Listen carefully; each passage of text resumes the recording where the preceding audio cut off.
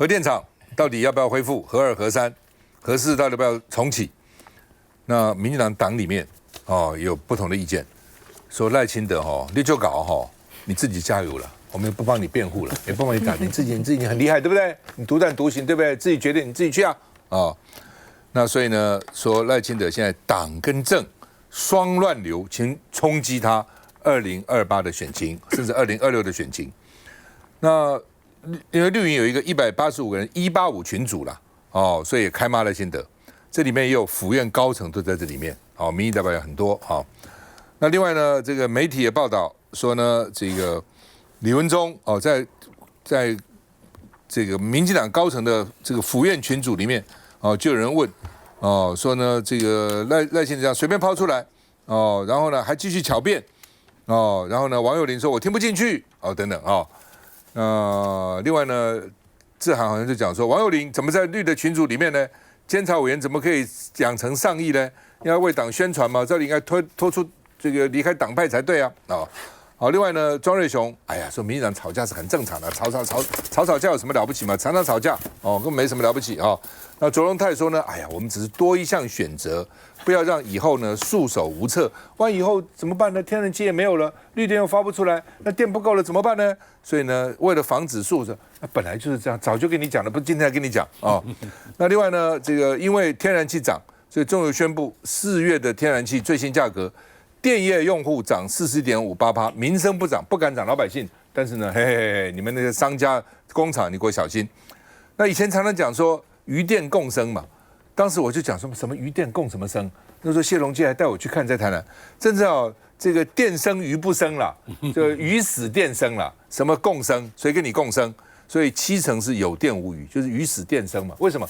因为很多余温都是租的，地主租给养殖户的那现在光电业者来付很多的钱呐对吧？比那个养殖户能够付钱，养殖户还受到天候的影响等等，所以呢，干脆地主当然让你来发电了嘛，有没有鱼有什么关系？发电比较重要所以呢，说现在有很多光电厂其实都已经荒废停摆了所以呢，你这个到底怎么回事那另外呢，这个网络也说这些光电厂很惨的，所以是一个世纪大骗局，骗啦投资啦。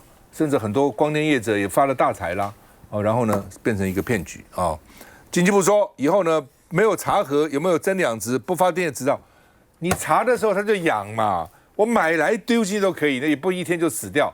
你今天要查我的，你说你内神通外鬼，你要查你就会先告诉我对吧？我红包也送了，关系也打点了，对不对？政治力也介入了，那你告诉我明天上午10点查，我什么9点把鱼放进去可不可以？什么不这个都乱扯嘛？查你这个查什么查？王世坚说要兼非核家园改成非碳家园，因为非碳家园比非核家园更急迫，因为全世界现在讲的是非碳，没有人在讲非核家园了。我们看一下，我们现在最终还是依2次能源转型这个目标，但是如果多一项的选择，我们多做一些准备，当有需要的时候，我们不会让我们以后的人发生束手无策。难道是知道自己的赖群组炸锅了吗？行政院长卓荣泰为重启核能辩护，毕竟不止被蓝白质疑非核家园转弯，连绿营要角都难以接受。包含卓奎在内的府院高层、全国政治群组赖系立委钟嘉宾23号突然帮总统解释，重启核电的关键因素是因为短期内会遇到备援电力需求。为何要集战力的发电机组，大家心知肚明，总统能明讲吗？不过前退辅会主委李文忠底下质疑，没有辩论就随便抛出，没有反省道歉，还巧辩，会不会失去支持者的信任？重启核电作为台湾紧急时的备援电力。有关的看法本来就是多元、可受公平，我的意见都表达在脸书上，相关报道我在群组内的贴文也是一致的。李文忠接受钟嘉宾的说法，但接着又说反核和永和的人听得下去吗？问题在此，何必当初？但群组内竟有监委王佑霖附和，听不下去。所以当赖总统转弯的时候，当然内部有一些挣扎。批判是在所难免。当你被任命为监察委员那一天，就应该把所有群组都退掉了。我想这是一个最基本的要求。那你可以有个人的看法，但是不宜在这种群组上来做任何情绪性的发言。赖政府能源政策的现实考量，扯出绿营的内部杂音。来那个老沈，不，我觉得这个问题哈，跟牛分在一起，老沈来。不，我觉得这个问题是很复杂的啦。比如说讲鱼电共生，那现在鱼死电生，是这样吗？我跟你讲啊，做这个太阳能板的人赚大钱，这个鱼奶业主没有算吗？也赚钱，因为他们租给他们的时候，这个钱不小哎，当然，很多人眼红呢。现在真的吃亏的是渔农，那渔农就好像农业的佃农，但是他们租到上面盖着光电板，底下的水，租金有没有比较便宜？当然了，因为这个不好养鱼嘛，没有光了，所以呢，而且水的干净度不好，所以呢，这些渔农他也晓得这个是比较不容易养鱼的地方，所以他们其实不太有反对的意见，但是呢，这个阶级利益啊。就有人赚多，有人赚少，有人赚少，有人不赚，有人不但不赚，反而亏本。这是阶级利益的差别引起的这不满跟斗争。这不是一句话说啊，这个鱼死电生，不是这样。但是我们回到这不重要啊。这国民党如果在这上面做文章，没分哦。但是我们回到赖清德，我跟你讲，赖清德脑筋清楚得很，但是呢，我比他清楚。他第一天上任，我就晓得他放弃那个飞鹤家园了，他只是在找时间、找时机，要从神堂上面走下来，要有楼梯。还有政治人物最在意的就是脸皮要罩得住，所以呢，他后来找到AI 要用电，然后呢，伊朗之战缺天然气的，这个时机都非常好，所以他就下来了，他就很自然的下来。他心里头晓得，再怎么好的时机都会有人反弹呢。这个反弹来自两股力量，一股就是这些当议员的啦，当国会这个立法委员的，他们一下子反应不过来，还要辩论，还要辩护啊，就要替赖清德讲话，这个当然有一点牢骚。这个牢骚不重要，一下子就过去了。然后第二个呢，就是比较属于民团的，比较属于环境保护的这个，后来就跑到别的党，跑到绿党啊，跑到这个时代力量这些人，他们是比较坚持，赖清德也不怕，赖清德也不怕。怕李文忠？我跟你讲，李文忠也是叫一叫好而已啊，因为李文忠是我亲身封的11寇之一啊，11寇那11寇之首是谁？不，11寇的创始人是本人啊，因为11寇的名字的来源是从陆浩东的那些寇来的，有谁知道？不知道你就不是创始人了，你知道？但是也只有创始人这个品质比较高，我勉强去找到的，有些人都还害怕嘞，说不要找我，你害死我了。所以很多人不要做11寇。那李文忠，我跟你讲，主持人。我没事干的时候，除了忧国忧民，除了我跟你讲，胡思乱想，还有人我在研究。我跟你讲，古人都讲，个性创造命运，有怎么样的个性，就会有怎么样的结局。你不要急，个性决定命运了，不是个性决定命运？为什么？我们都忧国忧民嘛，但是忧国忧民的结果，有人变成72烈士啊，有人变成在这个政论场上叱咤风云像你啊，大部分的人。你说老百姓不忧国忧民吗？但是郁以终，不得好，也没有什么结果。是这样，李文忠就是一个话多，就是不闹一下没松快的人嘛。因为李文忠已经讲大原则，他是同意赖清德的。你同意赖清德，你还要开什么检讨会？赖清德就是不希望在党内有任何讨论会，因为没大没小，小波小浪，你开检讨会就大风大浪的。赖清德有你李文忠这么笨吗？大老叔，老沈就是说这已经不合时代潮流了。人家叫本土化嘛，你什么陆浩东啊，什么4寇了，那什么谁知道什么？你就错了。我跟你讲，今天有这个一定要讲。陈志涵在场，蔡壁如亲身告诉我的。说你什么？要不要听？柯 P 告诉蔡壁如，他说沈富雄。早生20年，我比他大20岁。他说我如果不早生20年的话，我的成就不会比他差。你还说我这是仿效古人？哎呦，你去问问蔡壁如。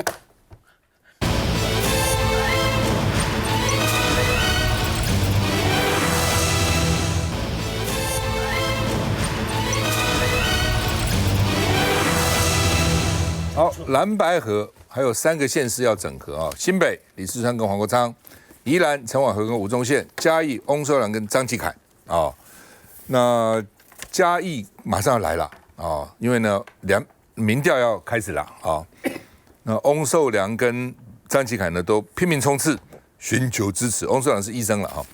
那另外呢，这个4月6号就揭晓了啊，所以蓝白阵营陆空都在决战啊。这边啊，我们看到翁寿良啊说要够典韦，要帮他打电话啊。那特别是2号到礼拜4到礼拜6晚上6点到10点都可能打电话来。然后呢，这个柯文哲去帮啊这个张启凯啊在宣传车扫街啊。那另外呢，因为他现在蓝白，因为政策上是鼓励蓝白合。所以其实彼此是可以互相站台的，并没有说哦，你国民党不能帮白的，这等等，没有这样的事情啊。所以不少的这个国民党的委员啊、议员啊、政治人物也帮张启凯去这个宣传啊，叶元之啊等等都去啊，罗志强啊等等都有哈。那另外呢，我看有哪些啊？这个罗廷伟啊，然后呢，这个还有罗志强、徐巧芯啊、叶元之啊。很多了啊，其实都有啊。然后廖伟翔、黄建豪哦，都帮张启凯去站台啊。那张启凯问柯文哲说啊，你关了1年以后有没有送啊？被判17年。那柯文哲说，我看到民众呐喊支持送哦，那只是对话了啊。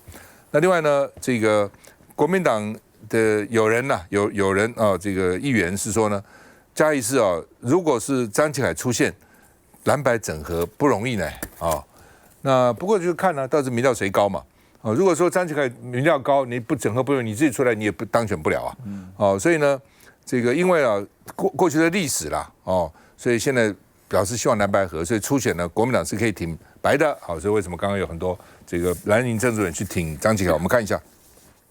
我亦支持张启凯，谢谢大家。民众党创党主席柯文哲在一审遭判17年后，重拾母鸡身份，再来嘉义市车扫冲刺张启凯选情。一方面是柯主席下来帮忙辅选，听谢柯文哲及其张启凯。不过最重要是张启凯不仅要赢得初选了，还要赢得最后的大选了。不过柯文哲被周刊点名背信罪属于2审确定案件，判决有罪就要入监执行，最快明年初2审就能审结。北检此刻也还在侦办北市科招商、雨果市场改建、南港转运站 BOT 等5大案。台湾过去不是没有选举，未来也不是没有选举，所以用同样的标准要去追究以前的人，然后要用同样的标准去要求以后的人，还是说你们就摆明说？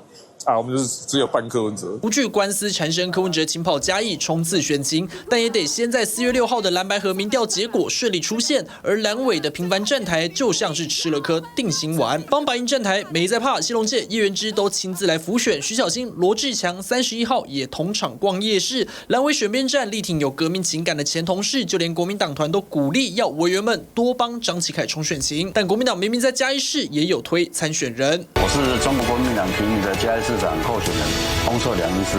和嘉义市长黄敏惠扫街拜票，翁寿良打出接棒牌，但在党内的支持力道反而还略逊张启凯。之前谢龙介还有叶元之也有来啊，我们都表示欢迎啦。蓝白双方的游戏规则啊，有的好，有的不好啊，都有啊。国民党中央回应没有礼让，是君子之争。张启凯跟蓝委多有交情，帮忙站台，党中央不会有意见。至于翁寿良是党提名的候选人，会全力协助辅选。来，牛派人。这个我想在蓝白这一次2026是往合作的深水区一路去嘛，最早是从在国会的议题合作提供了很好的基础。那么这一段时间，郑丽文主席跟黄国昌主席也密集的见面，有提出了共同的愿景跟共同的政策，比如说台湾未来账户以及等等，它其实就是为未来的选举合作建立比较坚实的基础嘛。因为如果议题跟共同政策愿景没有办法建构的话，直接谈到选举合作的时候，难免会重蹈过去的覆辙嘛。那过去不好的经验，大家就给他翻篇。这一次已经打定主意，要做制度化的处理嘛。所以两边会有大概用协议的方式，至少有非常明确的共识。也就是在很多的区域，如果白营也有很好的候选人，我们要经过一个民意调查的程序，决出一组候选人之后，集中选票一起支持，这样才有办法有效的制衡民进党，好扩张这个地方执政的这样的一个版图。所以我想嘉义就是其中一个代表性的区域吧。我们各自都提出了彼此的候选人，但是对于站台的部分的管制就是比较宽松的。这我们的主发会也好，或者考纪会也讲啊，这个跟按照过去国青合作的这样子的一个机制啊，互相站台拉台是没有关系的。那我们立法院跟齐凯哥是老同事了嘛，哦，这2年也一起打过很多美好的仗，所以彼此之间有非常深切的同事情谊，大家去站一站台，添一添光彩也是很好的。这齐凯哥当初我在罢免的时候，他也有来帮我站台嘛，所以我想这个也符合。大败的时候他很积极哦，非常的积极嘛，所以我想这个是人情义理嘛。那加上蓝白合本来就是主旋律。那我想翁医师他也有他的优势嘛，因为在地啊跟市长等等，那就大家各自发挥的优势，有个君子之争。你看像我们最近不管是台中也好，这个宜兰也好，都有君子之争嘛。君子之争结束之后，最后大家可以团结，可以共同合作，把蓝白合的旋律唱到最后。我想对于2026的选举还是有帮助。老沈有什么意见？我讲2位都是发言人呐，我是中立而且是无党的，其实我讲话才准，他们就是局中人的困境。但是我其实应该请志涵先讲，但当事人呢，蓝白合啊，他们2个都讲完才轮到我。因为你讲完讲不对，志涵可以反驳你嘛？可以。那我就讲实话了哈。我跟你讲哈，这个你说因为跟齐凯有交情，所以下到嘉义去挺齐凯，这也好奇怪，好像你的翁寿良是什么？翁寿良你们不要了，那就不要提你嘛。我刚刚跟你讲都有去啊，我跟你讲3个地方，没有问题，我就很快的讲了。那个宜兰。这个春晚会是跟那个吴宗宪是有一点差距嘛，新北也一样啊，所以呢，我觉得这个新北跟宜兰都不会有问题，就是很清楚的，就比较落后的就退了，一点问题都没有。现在的重点在嘉义市，我嘉义市好可笑啊，这个就是政治的不好玩的地方，真的不好玩，因为张启凯跟欧胜良。2个都是弱势啊，弱比弱有什么好比的？然后呢，因为2个不管是谁出现，都会输民进党嘛，所以这些的玩起来喝看而已不玩也不行。但是我对哪些委员上去是挺齐凯，我有意见。这个就是没有办法中的办法，因为这些人要去，你也不能说边来，你这不哈，我家己的气味。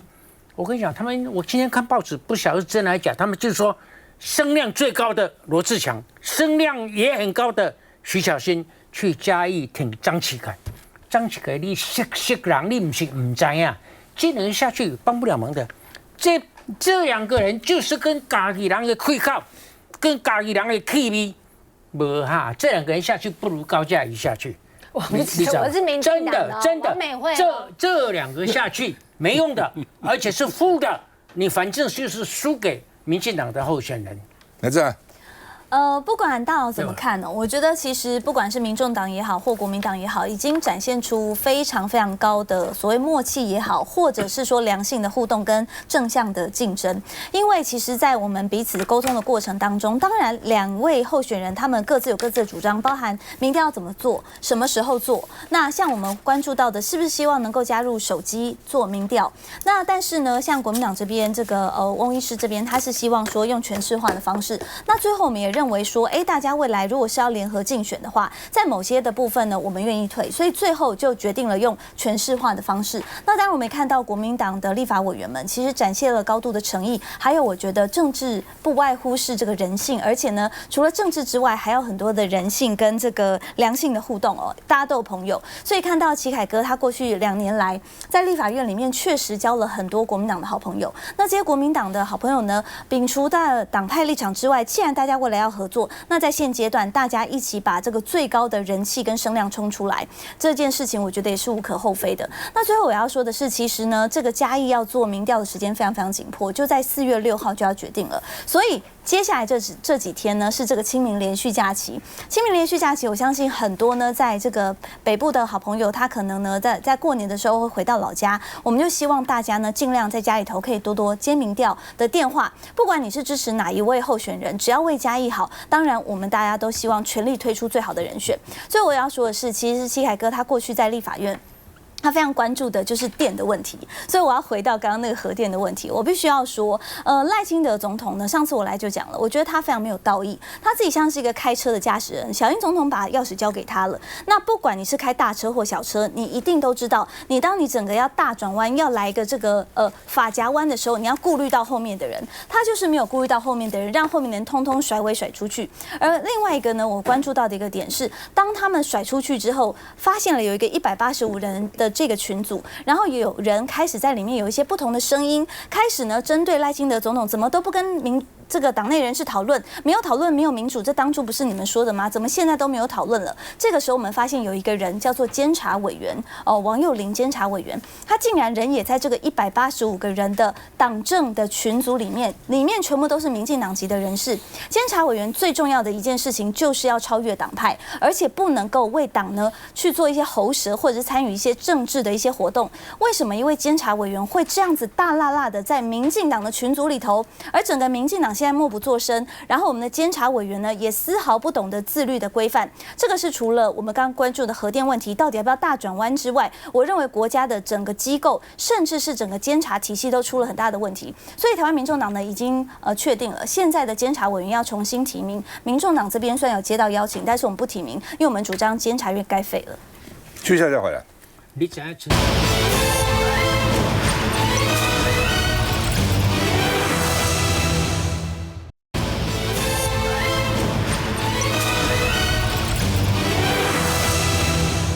好，因为呢，很多人都要求呢，就法院开庭就干脆是公开，网上可以看。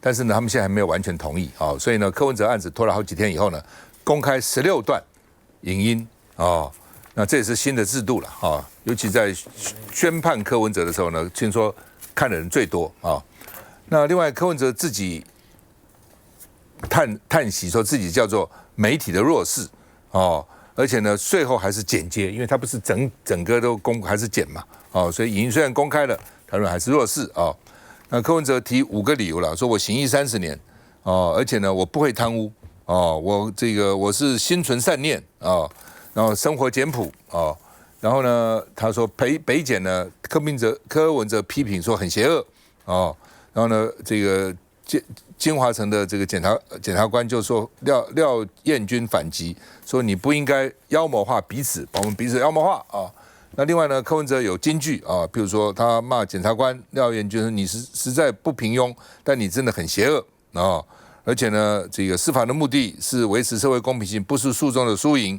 我是一个节俭人，有天深夜看到陈佩琪回家，看到陈佩琪在地上跪在地上擦地板我们连请佣人都没请很对不起老婆那另外呢，柯文哲说他的政治现金合法合规，那这个说呢，北检变成一个政治打手那另外呢，而且说侦查都大公开，本来侦查是不公开，就你们都去把它公开那另外呢，而且公开就公开，有时候还加有天助怎么乱写一通了那调查台南、高雄选将绿营的选将，看钱哪里来？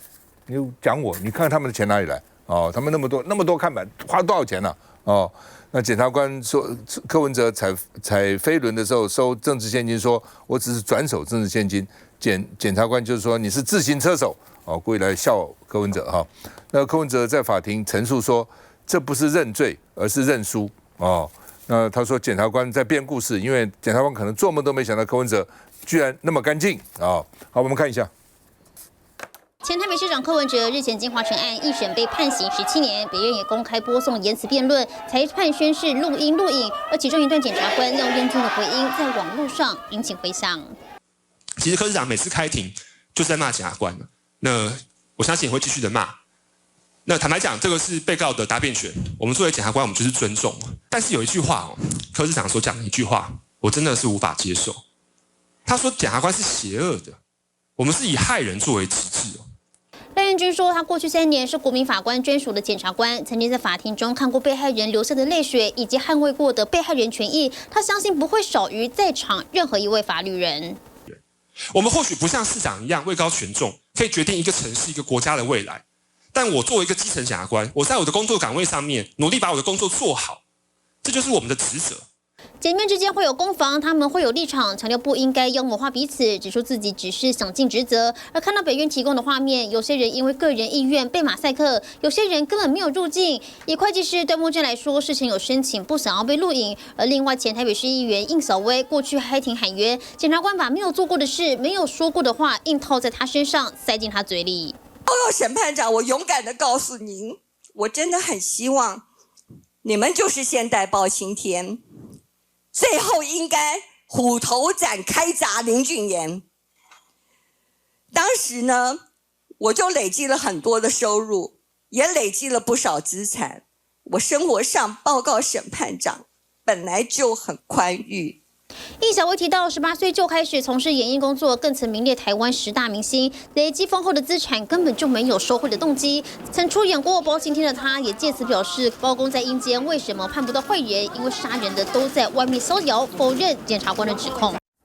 好，那么本来我想这个案子17年还会拖很久了，可是会发觉不是这样哈，因为呢背信是5年，最高5年，5年的案子不能打到最高法院，最多打到高等。所以呢，如果说2审快的话呢，最快的话明年就会，虽然刑期不高，刑期不多，2年啦、3年6个月，但是一旦判了就要入监了，但是不见得明年能够2审能够完成，但是不能打到最高去，最多只打到2审变成这样子老沈怎么看？那我觉得柯文哲一直要求这个现场录音就公布我觉得这个基本上有一点失算，因为这个到底对国家好还是不好，这个有争议的，有好有坏。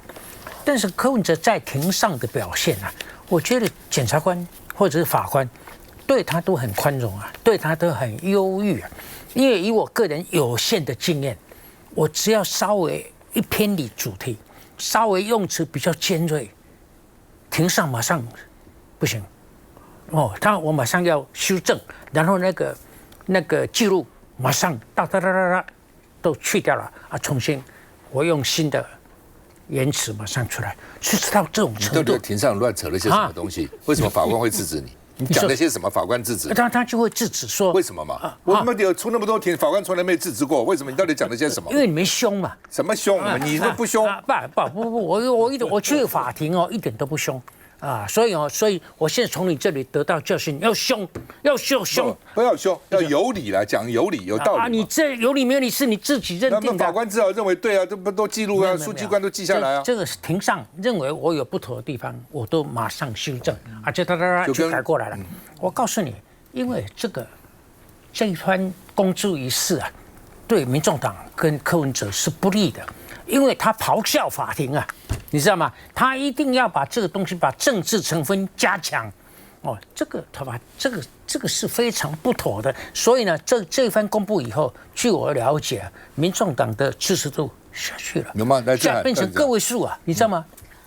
我想大家都还是期待说，法院是一个公平、公正、公开的法院。这个也是2017年蔡英文总统他当时主持的司改国是会议当中的一个结论，就是要法庭直播。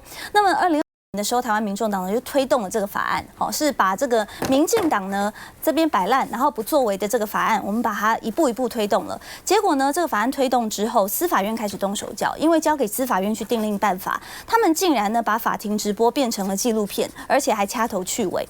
那至于刚刚大佬说的这个对这个柯文哲有一定程度的礼遇，我想这件事情可能也言过其实了。柯文哲过去其实是被羁押禁见整整1年，而法官呢的裁定是说，在没有问完所有的证人之前，他是不能够解除羁押禁见的。这个我想在台湾的司法界上恐怕也是相当少见。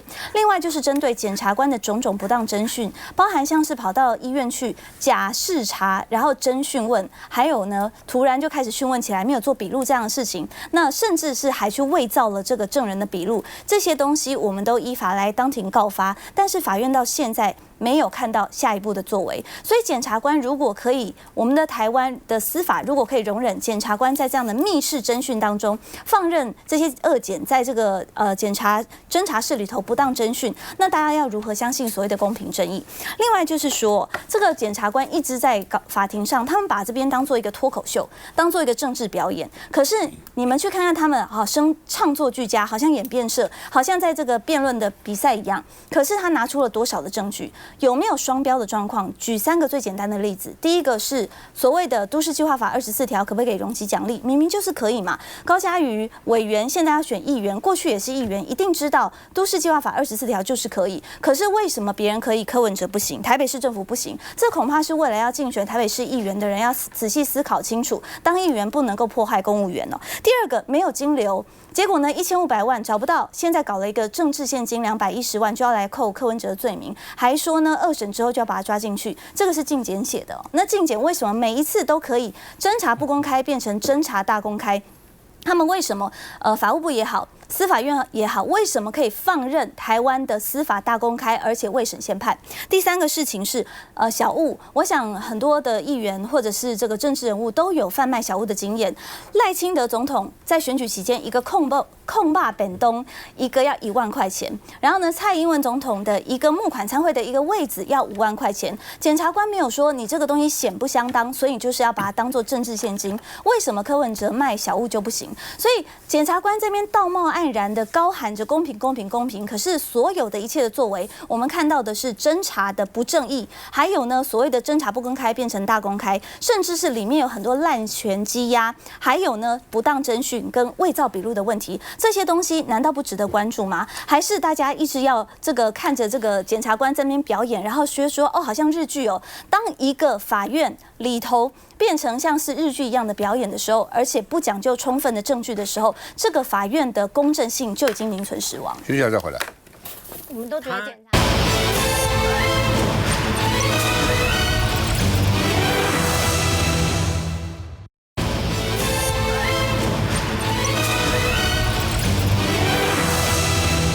好，那么民主党的不分区的李正秀哈，因为呢现在又对空气质询，客委会的主委古秀飞说：“我不会上台备询，你自己讲吧。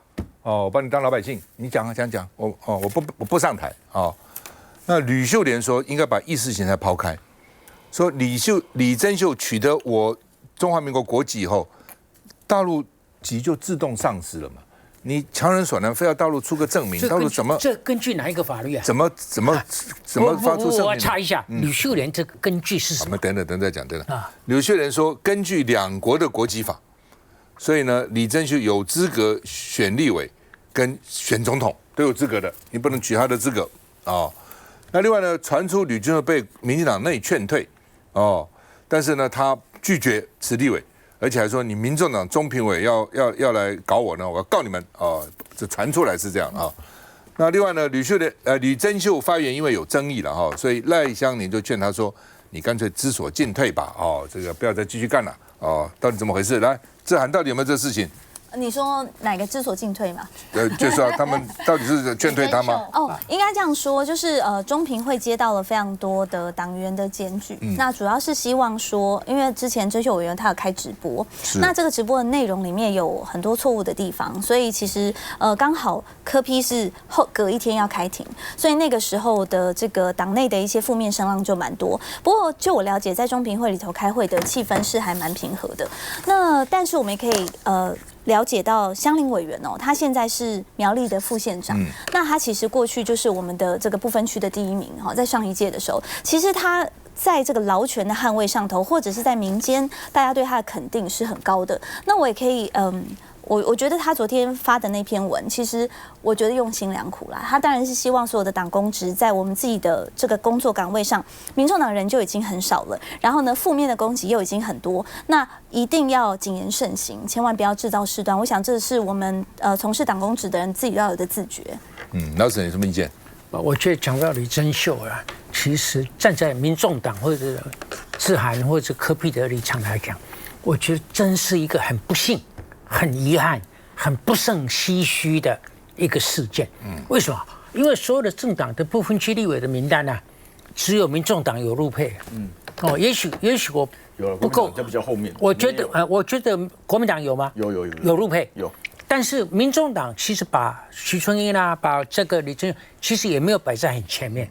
但是他这个柯文哲的盘算，2名入配就一个小党来讲，就有点不成比例了，比其他的更重视。1名。对1名。然后呢，徐春英到李正秀，这个柯文哲也是自作孽嘛，你没有那个2年条款，他也当不了立委啊。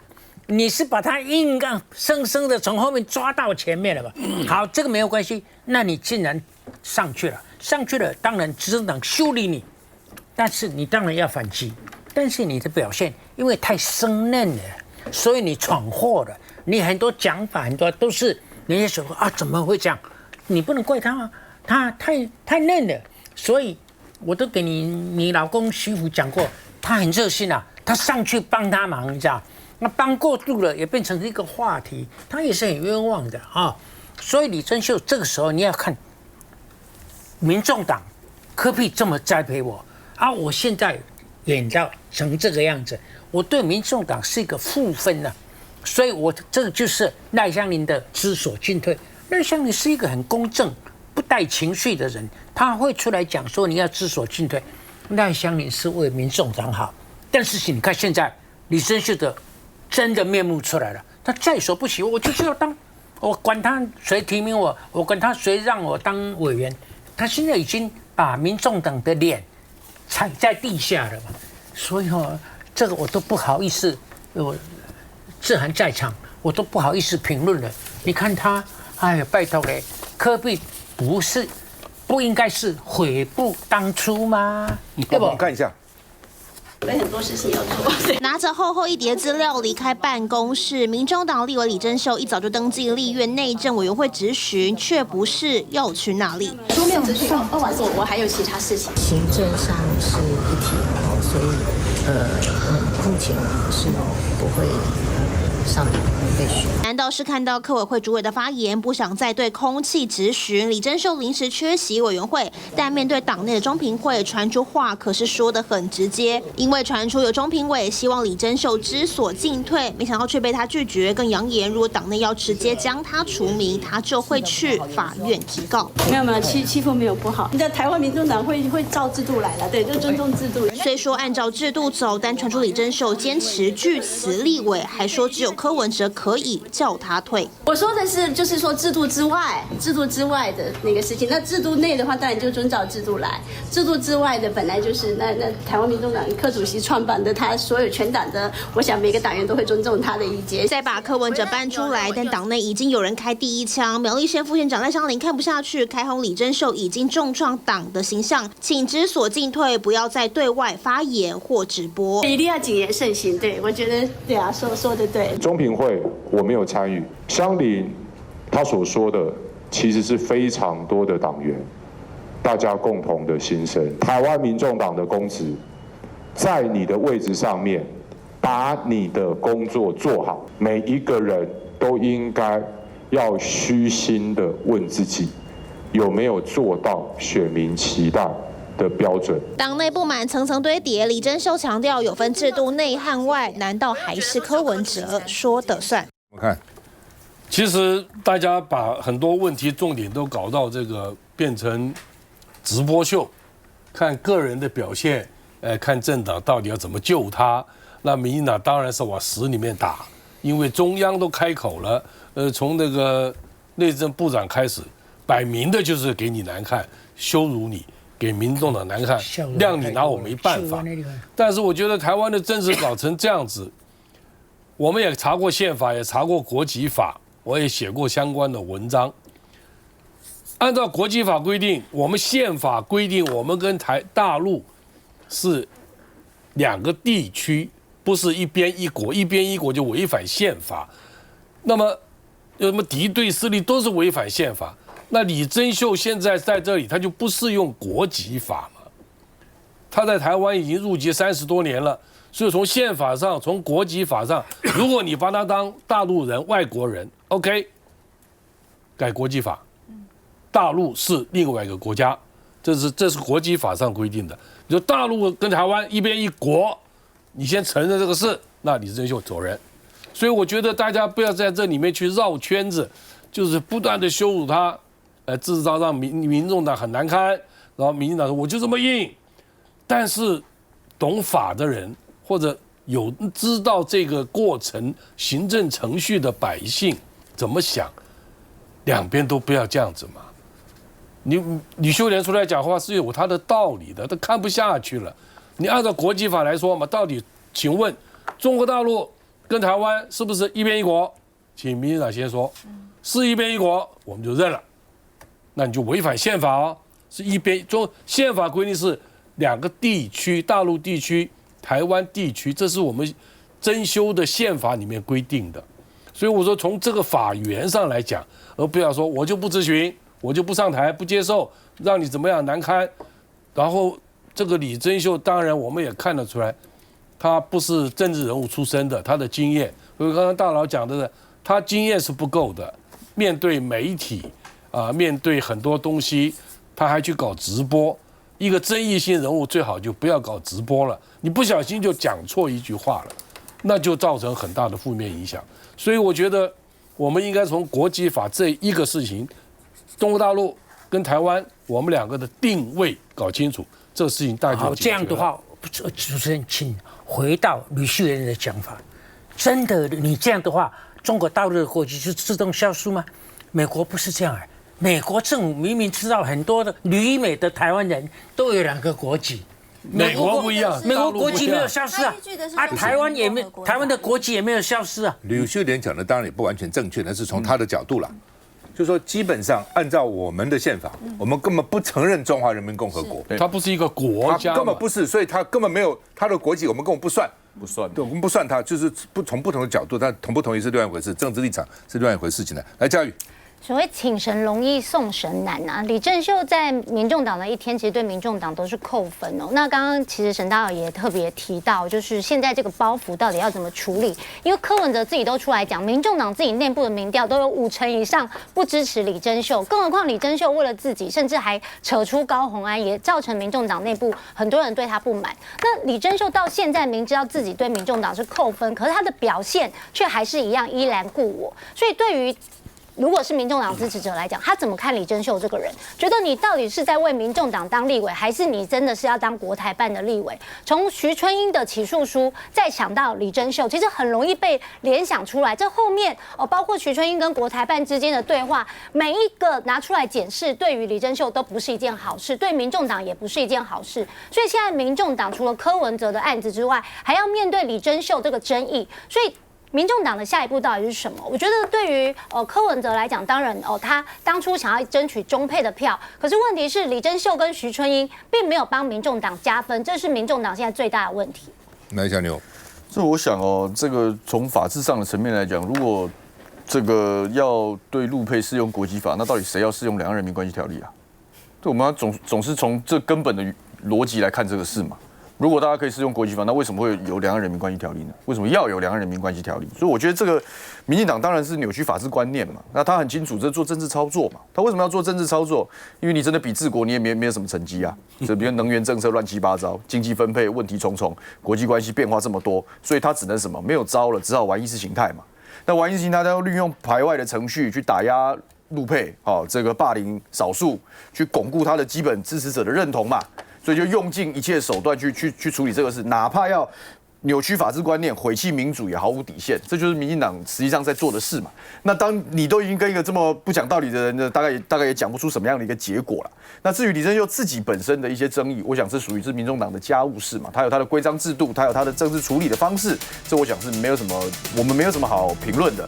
但是当然，如果在立法院基于立法委员这个他是怎么样拿当选证书，经过当选的宣誓就职程序，我们认为他是应该是要有上台质询的机会的。所以我们的廖先祥、招委在排案的时候，基本上用联合质询等等的方式，尽量的让这件事情圆满。